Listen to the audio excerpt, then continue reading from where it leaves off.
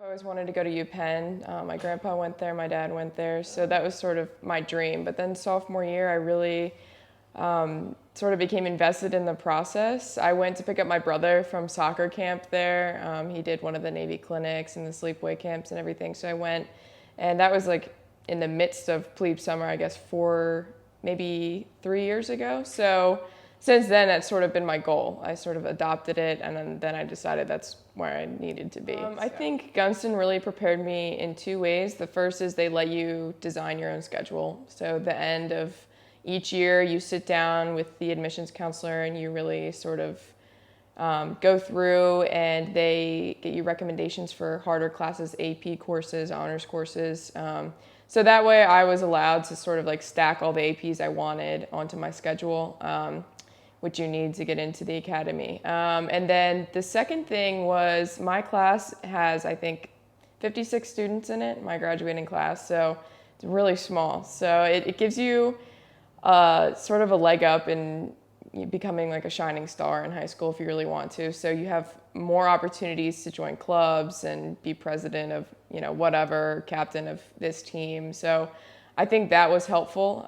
The only drawback is Gunston is very competitive. So there's a lot of other people that want to be captain and president of this and that. So you sort of have to work on really outshining your peers to make a name for yourself, I think. Like I really had to be invested in every part of my school. Like I was in as many clubs as they would let me.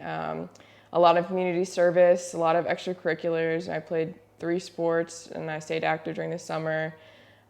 Just being involved in my community and really making an effort to do the most that I could do, challenging myself academically as well. Sort of just, if you can pile on anything you can put on your plate, you think you can handle, that's sort of just how you make yourself stand out. Actually, I didn't ever receive like a you're in. It was sort of like, so they send out these things called letters of assurances. So I had one of those, but my blue and gold officer found out before I did. So Mr. Degour found out and called me, told me about that.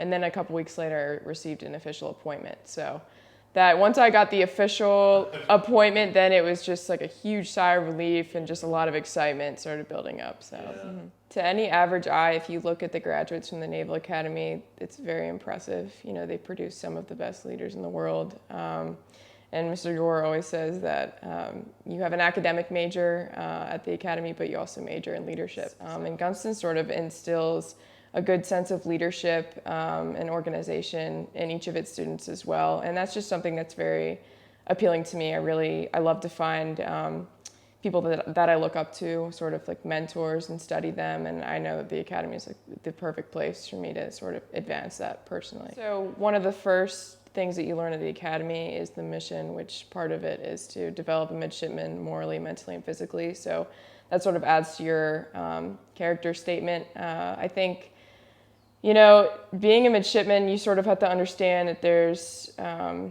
higher purpose. There's something that you're a part of that's a lot bigger than just yourself, and that's something that's really important to me. I love being part of a team. I've been a part of numerous teams my whole life, and I love serving something that has a higher purpose and greater mission, and it involves so much more than I might even know.